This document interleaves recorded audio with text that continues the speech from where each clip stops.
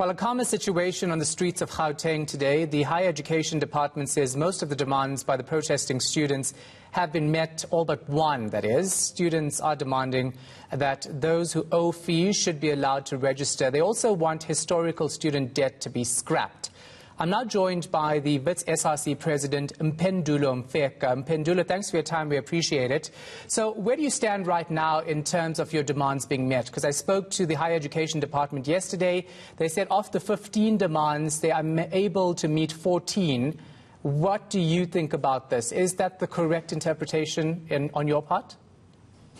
So, first, good evening to you. Good day to you and your viewers.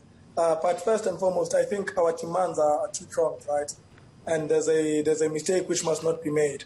So we have internal demands as institutions on our own in our own individual capacities. So there might be demands that relate only to Univen, demands that relate only to UKZN, UCT, and demands that would only relate to Wits, for example.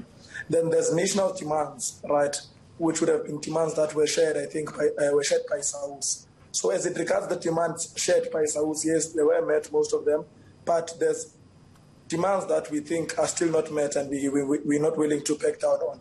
So internally, for example, at Wits University, none of our demands have been met, and internally we will continue to protest. And then on a national scale, there's demands which we think as Wits University have still not been met, and that would require us to continue taking it to the picket line and protesting. So yes, most have been met as it regards the national agenda of SAUS, but internally, in some universities have not met theirs, and the national project must ultimately, obviously, be free education. All right, so what happens then if nationally government is able to meet all your demands? Are you still going to be protesting because Wits hasn't met your demands? How would that work? So if nationally government pronounces free education, I think our internal demands, all of them at Wits University, would fall away. Yeah.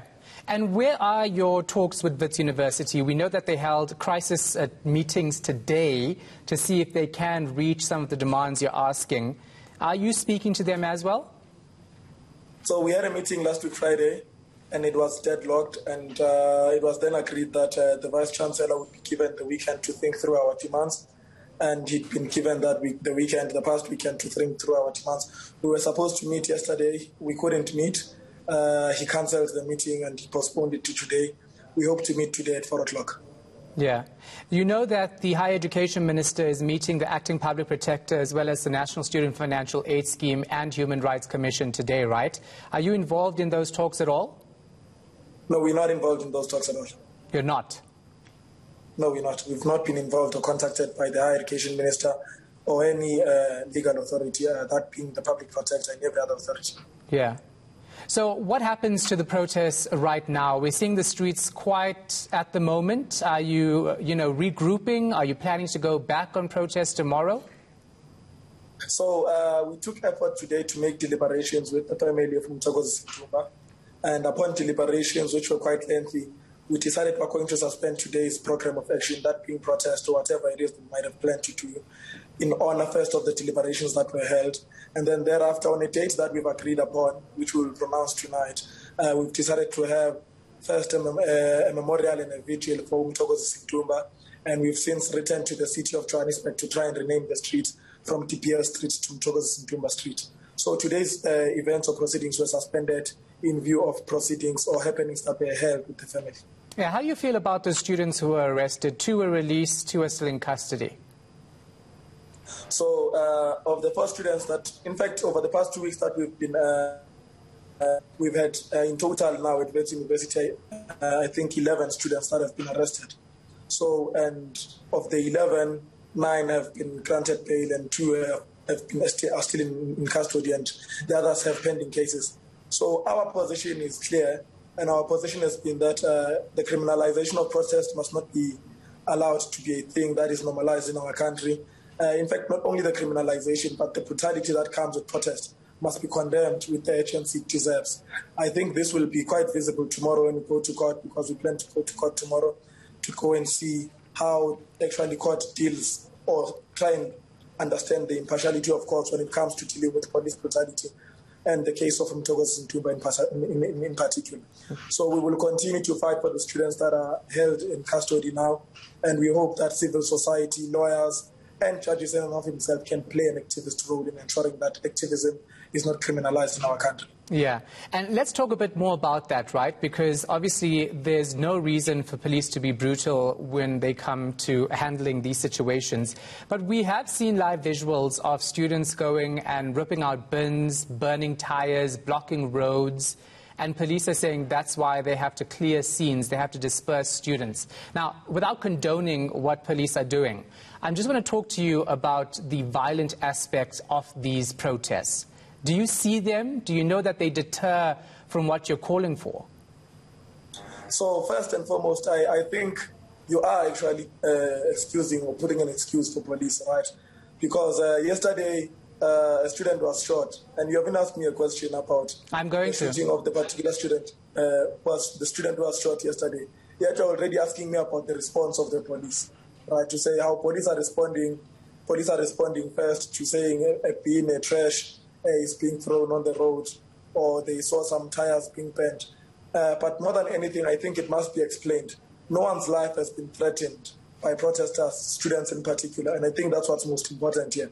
Right? No one's life, no driver on the road, no civilian on the road has been threatened by protesters on the road, by student protesters on the road. But more importantly, everyone's life has been threatened by police, because when they fire at students, they also fire at civilians. That's how Mpendulo Mfeka would have died and passed. Right? He was a casualty who happened to be the victim of police brutality when police were confronting students. So I think more than anything, what should be addressed here is to say, okay, fine, and there's a case currently in the Constitutional Court, the right to protest case, which is interrogating the right and what exactly disruption means in and as and when protest continues. Yeah. So I think your question actually does defend the police, and it's quite unfortunate that it's how I interpret it. Yeah. It's not really unfortunate, but I get what you're saying. Let's talk about that female student who was apparently shot yesterday. Police issued a statement saying that they only fired a stun grenade and no rubber bullets were fired. Is she in hospital? Do you have an update on her condition? So she's currently at Millpark Hospital. She's critical but stable. And I want to highlight something. When Mpendulo Mfeka was shot and killed in Braamfontein, on Tumba Street, it was the very same police that denied that they shot Mpendulo Mfeka, and Mpendulo Mfeka died as a result of the shooting, until a CCTV camera came out actually showing us the rubber bullets being fired. As the Wits SRC, we've since asked for CCTV camera from the shooting of yesterday, and we will be publishing it and we will be releasing it. And in the very unlikely event that police are denying, in the very likely event, because that police did shoot and injure the lady who was shot yesterday, we will be sharing this this video on our Twitter pages and Facebook pages. But more than anything, I think it's quite alarming that the ammunition she was shot with yesterday went from behind her knee into the front. It actually pierced her knee from behind to the front, and we have reason to believe it was actually live ammunition more than anything. I think you might have seen the visuals. If you haven't, I would be more than willing I've seen them. To share them with you. Yeah, I've seen them. It does look quite serious. But again, let me talk to you about if you see any intimidation on the streets, because we saw reports. We were live there, of course, over the past couple of days. We saw some students being intimidated. We saw stores being told to shut down on the streets, motorists being threatened as well. And again, it talks to this becoming a violent protest, deterring from your message for free education. Okay, I think you must also cite that you've heard protest leaders calling for peace at all material times, right? And I didn't hear you cite that. So you've heard protest, and you have this on your visuals also. But more than anything, I did cite that there isn't, at least to my knowledge, and perhaps this could be different to someone else, but there isn't, at least to my knowledge, anyone who's felt threatened by the protesters, or in fact anyone who's felt violent, who's felt that there's been a violent attack towards them, especially from the protesters. Yes, there might have been the protesters, and the people in Braamfontein, when the protest was happening yesterday, would have closed their shops. And for right reasons. Maybe according to them, they're avoiding looting, they're avoiding whatever damages that could happen to them, and it's their right to close their shops. But I think it's unfair to say there's been a level of violence in the protest, because there hasn't been a single person who's been threatened. And it's unfortunate that we're speaking about threats from students, whereas from the police side, we're speaking about lives that have been lost, lives that are in hospital, and lives that have been jailed at this point. All right, we're going to have to leave it right there. Wits SRC President Mpendulo Mfeka.